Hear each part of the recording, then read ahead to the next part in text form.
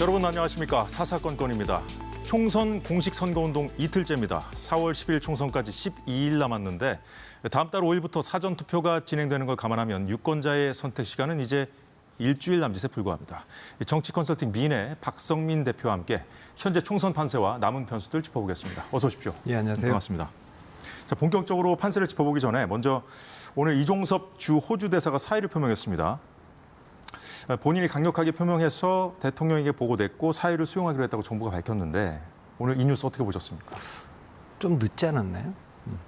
항상무 수석이 사퇴하는 것도 그렇고 이종섭 대사의 사퇴도 타이밍을 좀 놓친 것 같아요. 대통령실이 이슈에 대응하는 거를 보면 그러니까 어떤 이슈가 벌어져도 바로 대응을 안 하고 좀 질질 끌다가 타이밍 다 놓치고 하게 되니까 효과가 반감되고 그런 것 같고, 이거는 애초부터도 뭐 임명 철회를 하기는 좀 어려웠던 사안이고 결국 그 사의를 표명하고 수리하는 그런 방식이 될 수밖에 없었는데, 일부 보도에 따르면 한동훈 위원장이 요구했다 뭐 이렇게 좀 돼 있는 거니까 지금 사퇴하지 않고서는 뭐 귀국만으로는 지금 막을 수가 없다 지금. 흐름은. 여권에서 요구가 있었어요 원래. 예. 그런데 이제 여권 입장에서는 이걸로 그래도 정리되지 않겠느냐, 반감됐다고는 하셨습니다만 이제 효과가 그래도 좀 있을까요? 어떻게 보십니까? 이건 뭐 반등의 효과는 없고 더 이상 떨어지는 거를 막는, 그러니까 이게 더 이상 악재가 되지는 않겠죠. 이제 이렇게 귀국하고 대사가 사의까지 했기 때문에 이제 그 공은 공수처로 넘어가 있는 거 아닙니까? 그러니까 이렇게 사태를 만든 공수처는 그럼 수사 준비가 다 돼 있느냐, 이제 이런 거를 묻게 될 테니까 이제 그건 좀 지켜봐야 되겠습니다만 이것이 지금 뭐 계속 그 민심이 악화된 것을 반등시킬 정도는 아니죠. 그 야권에서도 지금 엄정한 수사를 촉구한다 이런 입장을 오늘 밝혔거든요. 근데 야권은 뭐 공세를 하려면 좀 할 수는 있겠죠. 그렇지만 그 야권이 끌고 갈 이슈로도 좀 힘이 좀 약해질까요? 떨어진 거죠. 왜냐하면 지난번에 귀국해서 수사 받겠다고 했는데 그때 공처가 아직 준비가 안 됐다. 뭐 포렌식도 다 안 끝났다. 지금 이렇게 얘기한 거 아닙니까? 오늘 이 점에 대해서도 불만을 표시했어요. 그 이종섭 대사는 지금 남아서 자기가 다 수사를 받겠다 이렇게 얘기를 한 거기 때문에 그건 이제 야권과 공수처로 이제 공이 넘어간 거죠. 총선 이제 딱 12일 남았는데 지금 전체적인 판세는 어떻게 보고 계십니까? 뭐 지금 전체 나오는 모든 여론조사 지표를 보면 그러니까 그 정권 심판론이 굉장히 강하게 지금 작용하고 있는 거 아닙니까? 그러니까 지금 노골적으로 조국 혁신당은 3년은 너무 길다. 이게 대통령 탄핵하겠다는 얘기 아닙니까? 조기 종식이라는 표현도 쓰고 있고. 사실상 공약으로 내걸었죠. 그리고 뭐 한동훈 특검에 뭐 대통령 탄핵을 걸고 있는데 보통 선거 때 그런 얘기를 하면 역풍이 불어서 그런 얘기는 안 하는 것인데 조심하죠. 그런 얘기를 노골적으로 하고 있고 그래도 역풍이 안 분다는 거는 정권 심판론이 굉장히 강하게 지금 밑에서 흐르고 있다. 그렇게 보이기 때문에 전체 판세는 역시 그 야당에 유리하게 흐르고 있는 것으로 보이고요. 야당 쪽에서 나오는 얘기도 이해찬 선대위원이 승기를 잡았다. 뭐 이렇게 좀 표현을 썼고요. 반면에 이제 여당에서는 공격적으로 배치한 한강벨트는 뭐 골을 넣기는커녕 최후방 지금 수비수로 배치했던 낙동강 벨트가 지금 뻥뻥 뚫리는 상황 아닙니까? 지금 그런 상황이기 때문에 앞으로 어떤 또 그 반전이 있을지 모르지만 지금 이 시점에서는 그 야당이 상당히 그 유리하게 지금 판세가 진행되고 있다. 그렇게 보겠습니다. 오늘 나온 정당 지지도 결과 보고 살펴보도록 하겠습니다. 양당 지지도 결과인데요. 국민의힘 37%, 더불어민주당 29%로 양당 격차가 8%포인트로 벌어졌습니다. 국민의힘은 하락하다 직전 조사보다 3%포인트 오른 거고요. 민주당은 4%포인트 하락했습니다. 자, 다른 정당들 지지율도 준비됐죠? 조국 혁신당이 눈에 띄는데 12%를 기록했습니다. 민주당 지지도가 하락한 만큼 올라서 더 주목을 받은 것 같습니다. 한국갤럽이 자체 조사한 것으로 3월 26일부터 28일까지 전국 만 18세 이상 1,001명에게 무선 전화 면접 100%로 했습니다. 표본 오차 95%의 신뢰 수준 플러스 마이너스 3.1%포인트입니다. 이 결과는 어떻게 보셨습니까? 일단 이 결과는 민주당의 지지율이 떨어졌다 이렇게 표현할 수는 없고 그러니까 그 민주당과 조국혁신당의 지지율을 합치면 지금 41% 아닙니까? 그러면은 야권의 지지세가 확장됐다 이렇게 보는 게 맞는 것 같고요. 조국혁신당이 나오고 나서는 비례 정당, 비례 투표를 어디다 할 거냐 이렇게 보면 더불어민주연합과 조국혁신당의 합이 한 45%까지 나오고 있고 지금 정당 지지율도 지금 41%까지 두 당이 합치면 나오니까 이것은 야권세가 그전보다는 확장됐다 이렇게 볼 수 있고요. 어느 정도 됐다. 그다음에 또 하나는 뭐 제가 이 방송에서도 여러 번 얘기했습니다만 정당 지지율은 선거 판세를 읽는데 전혀 뭐 도움이 되지 않는 데이터입니다. 그러니까 국민의힘이 그 개별 지역구별로 정당 지지율을 물어보면 국민의힘이 민주당보다는 앞설 겁니다. 서울에서 특히. 그런데 대개 후보를 대입해 보면 지는 걸로 나올 겁니다. 그러니까 실제로 선거 판세를 읽는데 유의미한 데이터는 두 가지인데 하나는 구도. 그러니까 정권 지원을 위해서 여당을 찍을 거냐, 정권 견제를 위해서 야당을 찍을 거냐. 이게 이제 꾸준히 지금 그 야당 찍겠다는 여론이 높지 않습니까? 정부를 지원한다는 여론은 40%였고 정부 견제한다는 여론은 49%였거든요. 그러니까 요것이 반영되고 그 다음에 또 직접적으로 반영되고 있는 게 대통령 긍부정 평가입니다. 그러니까 대통령 긍부정 평가가 긍정평가가 35% 미치고 부정평가가 55% 위면 그래서 20% 이상의 차이가 나면 이 구도가 인물과 이슈를 다 누르거든요. 선거를 지배하면서. 근데 지금 이 상황이 굉장히 오랫동안 지금 지속되고 있습니다. 거의 2년 동안 지금 그런 상황이기 때문에 정권 심판론이 지금 강한 상태여서 뭐 경쟁력 있는 인물을 넣는다고 해도 그 인물이 이 구도를 뒤집기가 쉽지 않은 그런 상황이죠 지금. 공직선거운동 첫날 내건 구호가 국민의힘에서는 뭐 범죄자 연대다 해서 이재명 조국 대표 심판하자. 그래서 2조 심판론을 내걸었습니다. 그리고 민주당과 조국혁신당에서는 대통령의 불통 이미지를 강조하고 있는데 정권 심판론 내걸었는데 뭐 이제까지 뭐 한 구호랑 크게 다르지 않기 때문에 뭐 별 특별한 건 아닌데 이걸 전면에 내걸었거든요. 첫날부터. 그래서 그러니까 앞으로 이제 이 구도로 싸우겠다는 얘기 아니겠습니까? 제가 이제 캠페인 전문가로서 평가를 하자면 선거라는 거는 좋아해서 찍거나 상대가 싫어서 찍거나 아니면 이제 필요해서 찍거나입니다. 그런데 지금 좋아해서 찍는다는 규모도 야당이 좀 더 많고 상대가 싫어서 찍는다는 것 규모도 야당이 더 많습니다. 부정평가, 대통령 부정평가 높으니까요. 그러면 여당의 프리미엄은 뭐냐면 필요해서 찍게 만드는 거죠. 사실은 나는 저 당을 좋아하지 않는데 대통령도 좋아하지 않는데 뭔가를 해줄 것 같아. 예를 들면은 뭐 서울 편입이 될 것 같다든가 뭐 재난지원금을 준다든가 이런 거 아닙니까? 그것이 여당이 갖고 있는 프리미엄인데 지금 여당이 잡은 전략적인 방향은 그런 프리미엄을 전혀 살리지 못하고 있는 거거든요. 그러니까 다시 말하면 선거 전략은 다시 세분하면 네 가지인데 우리에 대한 나에 대한 지지를 강화할 거냐, 나에 대한 반대를 약화시킬 거냐, 상대에 대한 반대를 강화할 거냐, 상대에 대한 지지를 약화시킬 거냐. 야당은요 정권 심판론을 걸고 있기 때문에 무조건 상대에 대한 반대 강화가 1번 전략입니다. 그런데 여당은요 윤 대통령의 지금 문제는 뭐냐면 지난 2년간 대통령 선거 승리 이후에 나에 대한 지지 강화를 계속해왔어요. 뭐 자유가 중요하다, 이념이 중요하다. 근데 사실 그분들은 결집은 해왔다는 거죠. 근데 규모가 많지 않아요. 그 정도에 동의할 수 있는 거는 제가 보기엔 한 20% 정도거든요. 그러니까 거기 표로 안 되고 한동훈 위원장이 들어왔는데 한동훈 위원장은 또 상대에 대한 반대 강화, 지금 좀 뭐 운동권 청산론이라든가 뭐 범죄 연대 심판이라든가 2조 심판 이런 게 다 그런 거 아닙니까? 그건 뭐 세 번째가 있어야 될 건데. 대통령이 했던 건 네 번째 있어야 되고. 그러니까 지금 국민의힘의 선거 전략은 첫 번째가 반대를 약화시키는 전략을 썼어야 돼요. 근데 반대를 약화시키려면 세 가지를 했어야 됩니다. 실제 대통령은 정치적 태도를 바꿨어야 되는 겁니다. 그러니까 윤석열 대통령을 흔쾌히 찍은 분들도 있고 마지못해 찍은 분들도 있는데 흔쾌히 찍었든 마지못해 찍었든 그 두 그룹의 공통점은 뭐냐? 문재인 대통령과 다른 대통령이 돼주길 바랬던 거예요.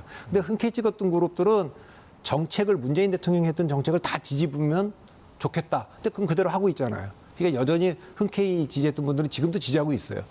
마지못해 지지했던 분들은 정치적 태도도 문재인 대통령과 좀 다르게 했으면 좋겠다. 뭐 잘못된 게 있으면 나와서 인정도 하고 사과도 하고 책임도 좀 지고 잘못된 인사라 그러면 좀 빨리빨리 교체도 좀 해주고 사과할 게 있으면 사과하고 이렇게 해주길 바랬는데 그걸 안 하는 바람에 이분들이 지금 다 떠난 상태 아닙니까? 그런 상태가 지금 돼 있기 때문에. 두 번째는 뭘까요? 그러니까 이 문제 때문에 지금 지지율이 계속 떨어져 왔는데 이것을 두 번째는 민생입니다. 아까도 말했지만 한동훈 위원장이 할 수 있는 거는 내가 저 당 좋아도 안 하고 대통령도 싫어하는데 저기 찍으면 뭔가 이렇게 부동산 가격도 올라갈 것 같고 우리 시가 서울로 편입도 될 것 같고 뭐 이런 거 필요해서 찍는 거죠. 그러면 약한 연성 민주당 지지층들은 이탈할 가능성이 좀 있는 거 아닙니까? 이게 이제 두 번째 세대고 세 번째는 대통령에 대한 부정평가가 높은 상태라면 문재인 대통령 대 이재명의 시즌 2 또 윤석열 대통령 대 이재명 대표 시즌 2라든가 윤석열 대통령 대 조국 대표의 시즌 2 이렇게 만들지 말고 이건 과거에 끝났다. 그래서 한동훈 위원장을 포함해서 오세훈 시장, 안철수 의원, 원희룡 장관, 또 나경원 의원 이렇게 해서 우리는 대통령 레임덕을 좀 감수하더라도 차기를 위한 그 레이스를 좀 조기에 불붙여서 미래로 가는 이제 그 세 가지를 했었어야 되는데 그 세 가지를 지금 다 안 했죠. 너무 한동훈 위원장 1인 체제로 왔다는 그 1인 체제로 말씀입니다. 왔고 그 1인 체제도 계속 그 야당에 대한 심판론을 강조하는데 그 야당 심판론이 잘 안 먹히고 있는 거 아닙니까? 근데 이게 이조 심판론 그 민생을 좀 앞세워서 좀 해야 된다고 말씀을 해주셨는데 그 야권의 지금 정권 심판론이 좀 너무 거세게 지금 오는 경향이 있지 않습니까? 그래서 그 민생 이런 상황에서 민생만 얘기하면 과연 얼마나 또 먹히겠느냐. 또 미디어들이 또 관심을 또 그런 부분에 또 갖지 않거든요. 그러니까 그건 전략적으로는 그건 좋은 태도가 아닙니다. 그러니까 정권 심판론이 왜 작동하느냐를 보면 그러니까 보수 일각에서는 이재명 대표가 저렇게 사법 리스크가 많고 9가지 혐의로 지금 재판을 받고 있다고. 조국 대표가 2심에서 이미 2년도 받았는데 그리고 거기에 지금 비례대표 공천한 분들 보면 아직 범죄 혐의자들이 많은데 어떻게 거길 지지하느냐 이렇게 얘기를 할 수 있는 거 아닙니까? 여권에서는 그렇게 얘기하고 있죠. 그렇게 얘기하는데 그럼 돌이켜보면 왜 근데 거기에 지지하는 사람이 저렇게 많고 반대로 지금 윤석열 대통령에 대한 반감이 이렇게 높은가를 생각을 해봐야 될 거 아닙니까? 여권의 책임이 있다. 이런 말씀이신가요? 그러니까 이제 책임을 떠나서 궁금하게 생각을 해야 될 거 아닙니까? 왜 이런지. 그러니까 그 생각을 안 하는 거예요. 그러니까 노무현 대통령 첫 번째는 제가 그 조국 혁신당의 조국바람 저거는 몇 가지로 볼 수가 있는데 첫째는 노무현 대통령을 생각해 보면 보수 일각에서는 노무현 대통령의 혐의가 없는 게 아니다, 죄가 없는 게 아니다, 그건 수사 기록을 봐도 다 나온다, 뭐 이런 얘기를 한단 말이죠. 그런데 그 적어도 중도층, 뭐 노무현 대통령이 뭐 죄가 없다고 믿는 분들도 있지만 죄가 있다고 보는 분들도 범죄 혐의가 있다고 보는 분들도 아니 그렇게 따지면 나머지 정치인들은 왜 그렇게 동일한 잣대로 수사하지 않았느냐, 공정한 잣대냐 이게 묻는 거 아닙니까? 조국 장관에 대해서 똑같은 걸 묻는 거예요. 조국 장관이 2심에서 그런 형이 나왔다는 것을 우리도 알고 있겠는데 그러면 뭐 그렇게 그 잣대로 윤석열 대통령이나 한동훈 위원장이 주변에도 그런 잣대로 했냐, 그렇게 가혹하게 그렇게 안 하지 않았냐 이걸 묻는 게 첫 번째고요. 두 번째는 제가 그 이라크 전쟁 효과라고 얘기를 하는데 2003년도에 그 미국이 이라크 전쟁을 시작했어요. 거기 대량살상 무기가 있다. 알카에다에 배우고.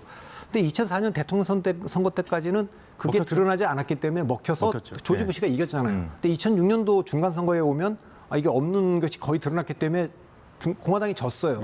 그리고 2008년에는 완전히 이건 사기였다 이렇게 된 거 아닙니까? 약발이 당한 거죠. 그 얘기는 뭐냐면 조국 장관에 대해서 압색을 엄청 많이 했는데 검찰이 그 결과가 뭐 사모펀드에서 뭐 엄청나게 나올 줄 알았는데 나온 게 보니까 뭐 딸 그 입시 관련된 것들이니까 그것이 죄가 안 된다는 게 아니고 충분히 비난할 만한 거고 책임을 물어야 될 일이긴 하지만 야 이게 그 요란했던 거에 비해서는 별거 아닌 거 아니냐 이런 게 있는 거예요. 그리고 윤석열 대통령이나 한동훈 위원장이 갖고 있는 그 서사는 영웅 서사는 권력에 의해서 핍박받을 때 만들어진 건데 지금 대통령도 있고 여당 대표가 돼 있으니까 강자잖아요. 지금은 박정훈 대령이나 조국 대표나 뭐 이재명 대표가 야당 포지션이니까 약자로 돼 있지 않습니까? 그러니까 이런 것들이 있는데 그래서 국민들이 묻는 거는 다 좋은데 윤석열 위원장 대통령과 한동훈 위원장이 말한 공정한 잣대 모든 범죄는 동일한 잣대로 다 엄벌하겠다. 그렇게 했냐를 묻고 있는 겁니다. 이제 거기에서 많은 분들이 그렇게 안 했다. 이렇게 보고 있는 거기 때문에 지금 이 문제가 해소가 안 되고 있기 때문에 거기에 이제 이종섭 장관 대사 문제가 또 불을 지폈고 이제 그런 거죠. 그러니까 이제 대통령과 한동훈 위원장에 대해서 국민들이 현재 포지션에 맞는 요구를 하고 있다 이런 말씀이시군요. 만일에 그러니까 집권하고 나서요. 야당 전직 그 대통령 뭐 박근혜 대통령과 이명박 대통령도 구속시켰지 않습니까? 대법원장도 구속시켰고 삼성 이종희 회장도 그 잣대로 국정농단 수사했던 잣대로 그렇게 만일에 국정을 운영하면서 깨끗하게 국가 뭐 여야 가리지 않고 보수 진보 안 가리고 그렇게 했다면 또 그런 분들만 썼다면 그러면 어떻게 이재명 당대표가 나올 수 있고 이렇게 지지를 받을 수가 있고 조국 장관이 어떻게 당을 만들 수 있습니까? 불가능한 얘기죠. 예, 총선 판세를 지금 전반적으로 짚어보고 있는데 지금 여야가 가장 공들이고 있는 지역은 최대 격전지 수도권입니다. 이 중 핵심은 서울 한강벨트죠. 지난 총선 결과를 보면 20대 총선에서는 9대 2로 민주당이 이겼는데 당시 전체 결과는 민주당이 단 한 석 차이로 원내 일당을 차지했었고요. 21대 총선에서는 국민의힘 전신인 미래통합당이 서울 용산 단 한 곳만 승리했습니다.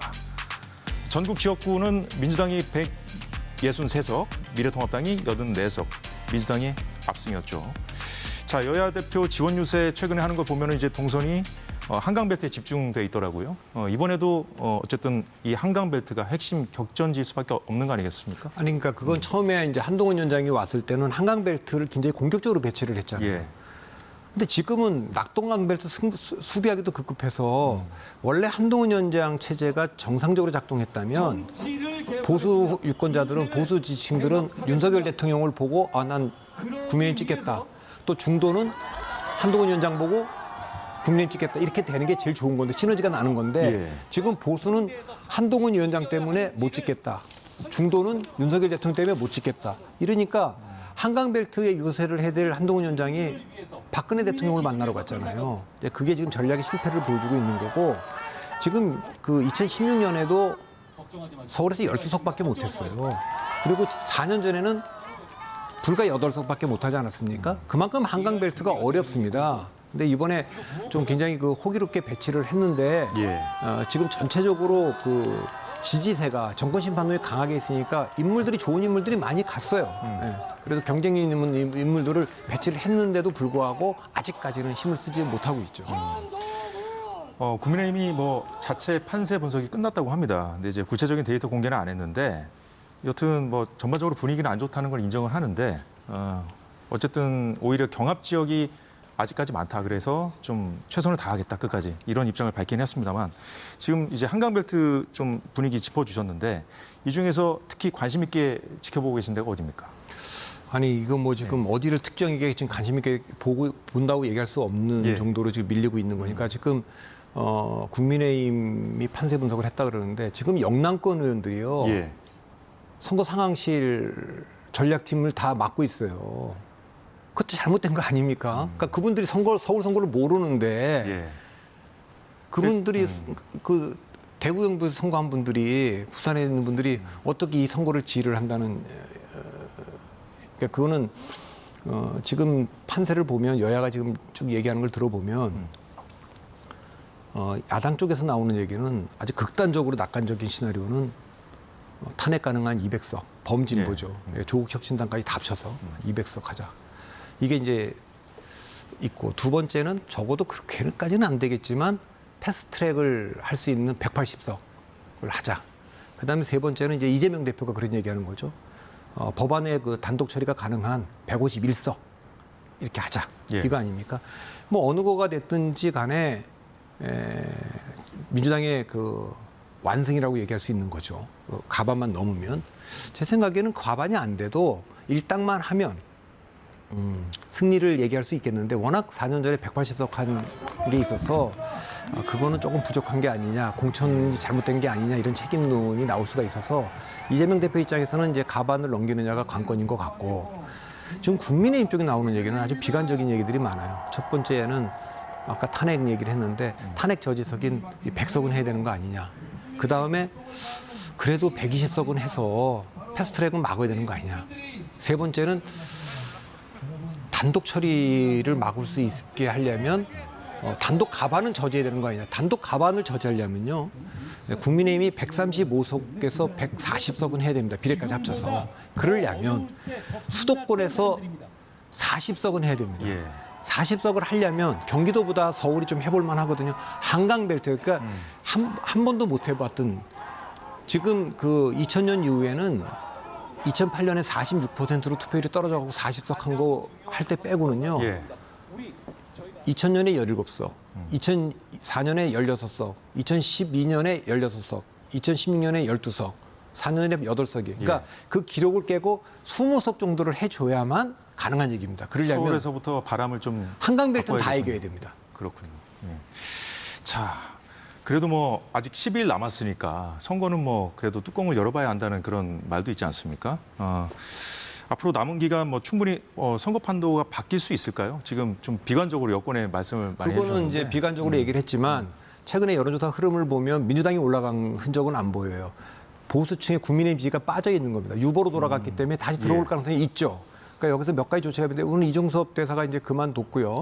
그다음에 이제 남아 있는 게 의대 정원 문제, 의대 증원 문제를 이건 어쨌든 당 중심으로 풀어야죠. 어떻게 풀리든지 1,000명 증원이든 1,500명 증원이든 규모를 좀 축소해서라도 통과시키면 윤석열 대통령은 그 어렵다는 의대 증원을 한 대통령으로 남을 겁니다. 2,000명을 고집해서 결국 1,000명이든 1,500명이든 증언을 시킨 거니까.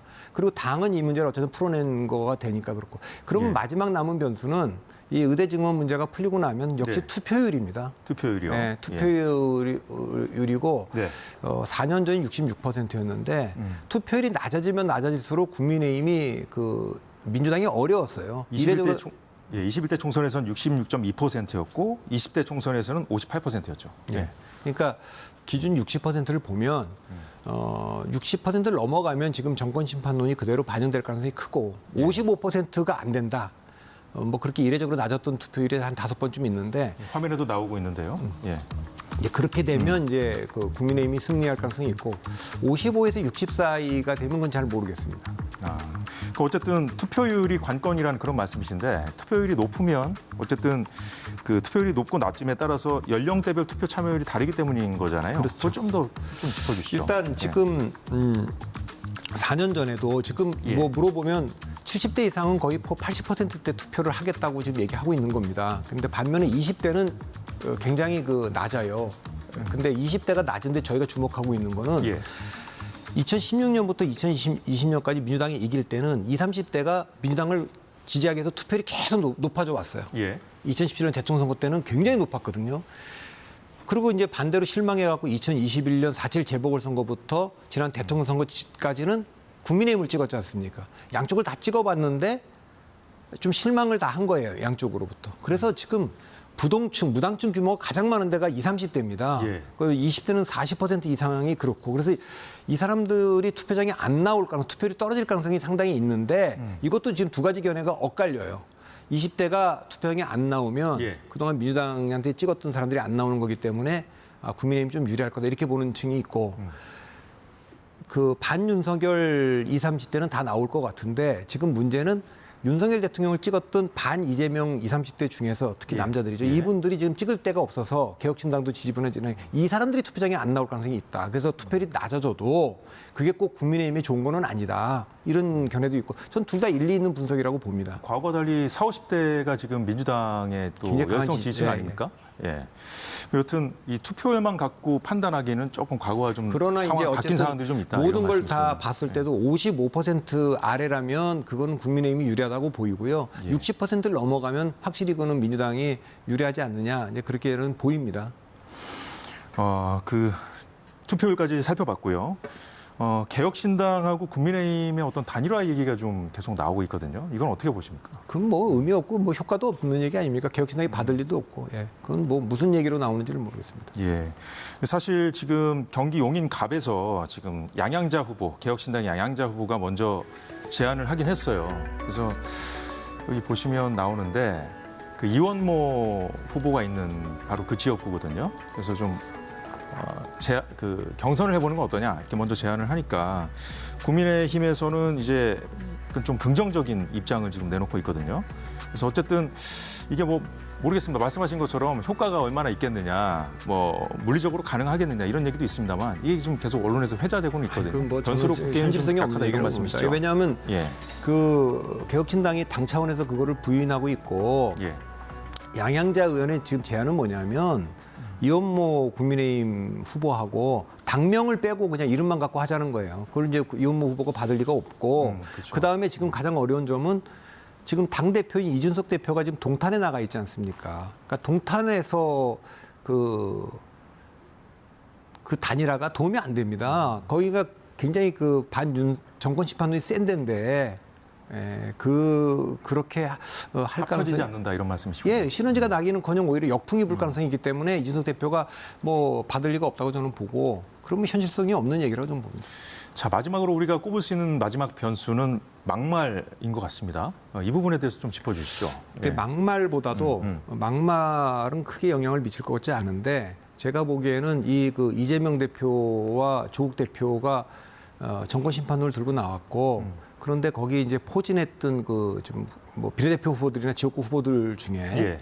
심판을 하겠다고 나온 분들이 뭐 부동산 투기라든가 아니면 뭐 변호사비 뭐를 뭐 수임을 뭐 좀 다단계 수사하던 검사가 지금 다단계 업체 지금 조국혁신당의 변호해갖고 비례대표 1번 예 그렇게 박은정 후보죠. 변호사 예. 남편 되는 거 이종구 변호사 그렇게 했다는 거고 그다음에 뭐 근데 보니까 조국혁신당이 좀 약진해서 그런지 모르겠습니다만은 한동훈 위원장도 직접 이 문제를 거론하면서 이제 그 여당에서의 어떤 조국혁신당에 대한 언급도 좀 늘고 있더라고요. 예, 그러니까 어쨌든 정권 심판을 하겠다고 하는 사람들의 그 도덕적인 정당성을 뺏는 거죠.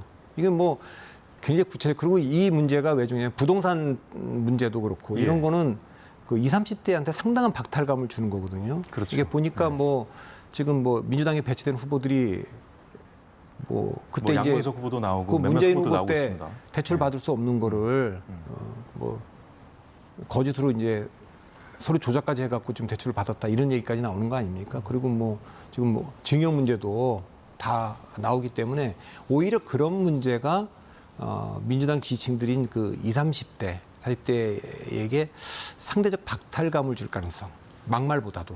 예. 그게 좀 더 커 보입니다. 그래서 사실 이번에도 이영순 후보가 후보를 박탈당한 것도 약간 그런 것이 번지지 않게 하기 위해서 그렇게 한 거 아닙니까? 갭 투자에 예. 대한 거고. 예. 그거는 민주당이 그동안에 굉장히 뭐 비판도 많이 해왔던 부분들인데. 사전에 차단한 그런 효과가 그렇게 있을까요? 했는데 지금 계속 불거지고 나오고 있지 있죠. 않습니다. 그러니까 부동산 문제는 굉장히 그 아프지 않습니까? 민주당이. 그리고 그 문제를 가지고 계속 공격도 본인들도 공격도 많이 당했고 공격도 하는데 상대적으로 지금 그런 문제가 계속 불거지니까 저는 이제 부동산 문제 같은 경우는 또 이 수임은 왜 그러냐면 그 검찰 개혁을 내세운 분들이 예. 나와서 이렇게 그 전관 예우로 이렇게 돈을 많이 받고 또 박은정 후보. 예, 그다음에 도덕적으로도 사실 그거는 하면 안 되는 수임 뭐 이런 것들이 있기 때문에 그런 비판이 좀 영향을 미치지 않겠습니까? 예, 선거가 12일 남은 상황에서 앞으로 어떤 것들이 좀 변수가 될지까지 짚어주셨습니다. 여의도는 여기까지 하겠습니다. 정치 컨설턴트 박성민 대표였습니다. 오늘 말씀도 고맙습니다. 예.